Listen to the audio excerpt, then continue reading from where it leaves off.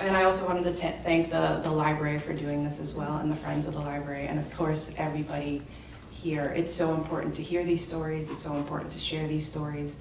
And in sharing mine, I guess I'll reintroduce myself. My name's Giselle Stirling.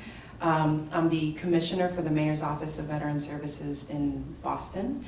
Sarada kind of touched upon it. There's a Veteran Service Officer in every city and town in Massachusetts, and we help our either homeless or at-risk or low-income veterans with financial assistance.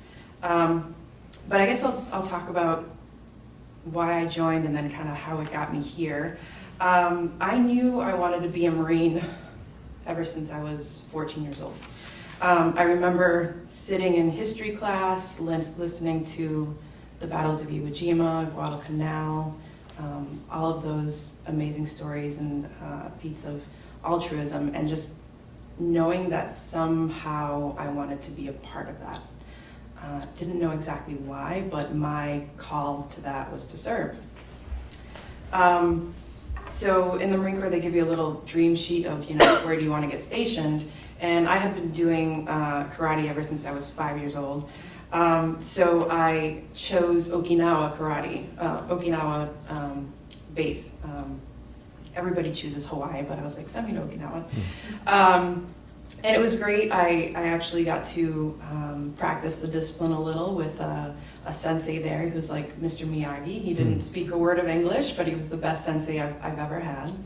But shortly thereafter, 9/11 happened, and I was deployed to Operation Enduring Freedom.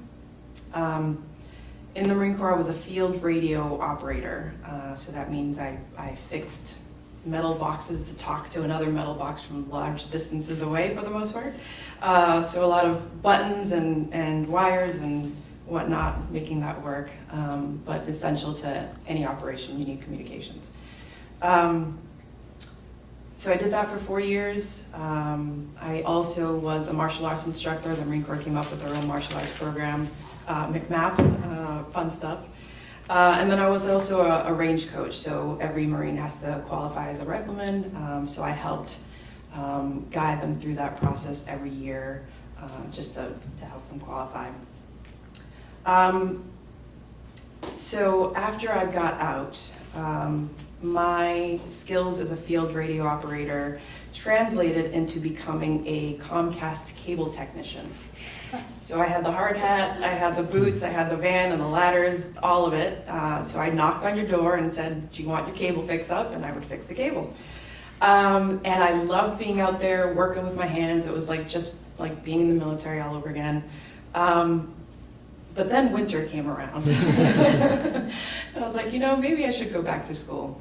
But before I decided to go back to school, I literally had about 19 different employers. Transitioning was not easy. I didn't have skills like in the medical field that kind of transitioned a little bit better into the civilian world, so I kind of struggled a little bit. Like I mentioned before, there's a veteran service officer for every city and town. At the time I was living in Andover, and I volunteered for the VSO in Lawrence, and that man's name is Francisco Urena. He is now the secretary for the Department of Veteran Services for the Commonwealth. So he basically oversees all the VSOs, Veteran Service Officers. But he had my position previously, so he was a commissioner. Governor Baker picked him up.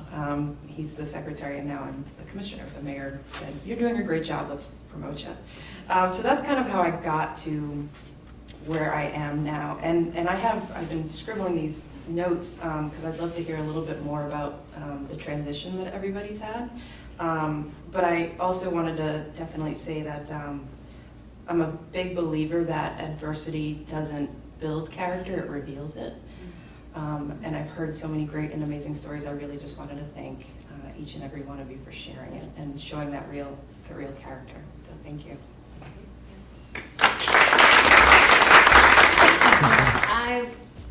This is important to me, and we did the male panel last week, and that is absolutely important to me because I have a son.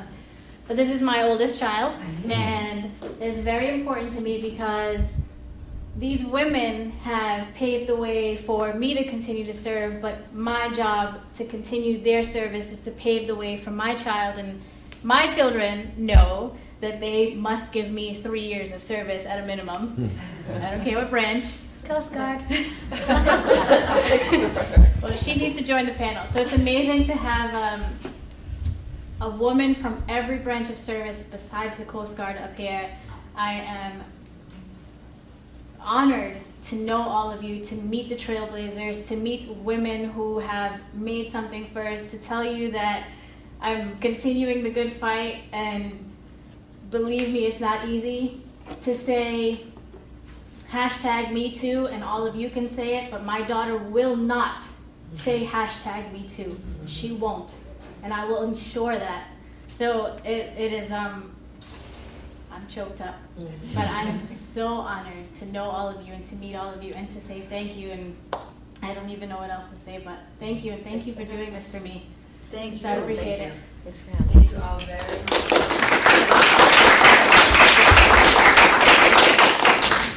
Please now relax, have some refreshments, and talk casually, since there's no formal questions. Can I get a less formal picture of you guys? We're going to get on this too. Yeah. Yes. Let's do it that, because the light's better.